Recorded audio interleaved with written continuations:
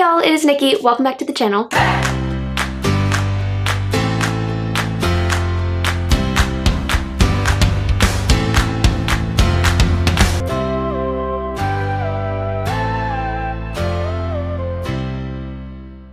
Officially, exam week has begun. I wrote my first one yesterday. I'm super thankful that the Lord helped me to get through last week, which is like, you know, the pre-exam rush to get last minute assignments in sort of thing. But as always, you kind of just get through thing at a time, you knock things off the list and it's over. So that is really great. Today, my priority is studying for my upcoming science exam, which is just, yay, science.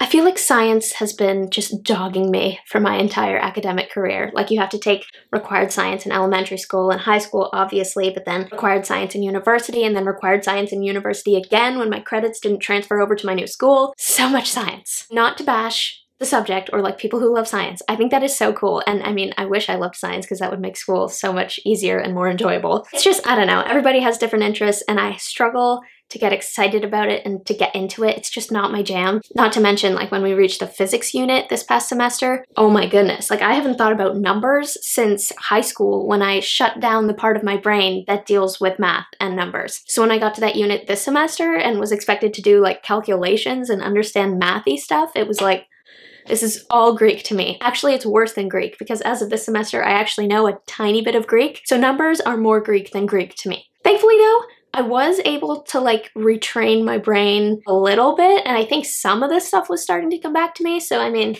that's a good sign. At least I know that part of my brain is still there. I've also developed more of an appreciation for the subject, especially as someone who wants to be a writer. It is valuable to have a basic familiarity with the various disciplines of science, just for world building purposes. Like, it would definitely be extra valuable if you were trying to write science fiction. I would definitely want to be a scientist if I wanted to write sci-fi. I don't. I'm not a sci-fi girl and I don't understand scientific lingo or like technological terminology well enough to try and craft a sci-fi world. That's just not a question I need answered. I'll stick to fantasy, but even in fantasy, I think it's valuable. Like, for example, just having studied how the human body works in like a very basic sense has helped me to figure out some of the healing aspects of my magic system. Or even just basic familiarity with like magnetism has inspired my message sending system in world. So it's not like I'm always following scientific rules within my world per se, but the more I've learned about science, the more material I feel like I have to draw on to make these kind of world building decisions.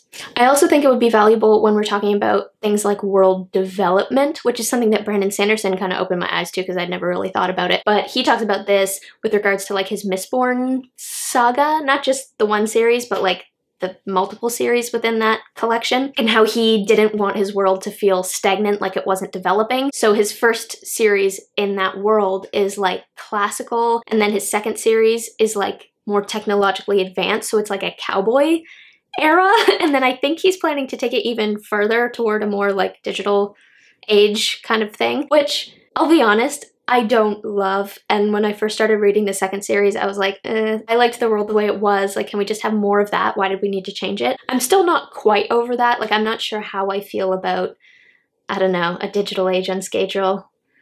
I don't know. But I do understand the point that, especially when you're dealing with worlds that are around for a long time, like hundreds or thousands of years, it makes sense that they shouldn't stay exactly the same, not only because that's unrealistic, but because it would probably get kind of boring for the reader. So I've been trying to think about that with my own project if I ever get through book one, which won't be for a long time because once I get through critiques sometime in 2023, I'm going to be entering rewrites for that story again. So it's going to be a while. But once I do get through that story and the trilogy it's a part of, there are 2 other trilogies after that within this world in my plan. And a lot of time passes within those trilogies, so I do want to think about how the world would develop in that time and how it might look different in the 3rd trilogy from the previous trilogies. It's a little daunting, but I think I'm going to have to do some research and dig into the science a little bit to figure out like what aspects of the world would realistically develop and change and what aspects would probably stay the same a little longer. I know I don't want it to become a sci-fi world, so I want it to feel different enough that there's a sense of progress, but the same enough that it's still very fantasy and not sci-fi, and that people feel like, okay, this is still the world that we know and that we're familiar with. Tough line to walk. I'm not sure how that's going to work, but that is a problem for like the distant future. Right now, the priority is finishing this book and also studying for my science exam. That is all for me. Thank you guys so much for watching this video. I hope you enjoyed it. Feel free to like and subscribe and comment below with maybe a sci-fi recommendation. If there was a sci-fi book that really just made you a believer in the genre, give me that one. And as always, do not forget to spend some time in the clouds today.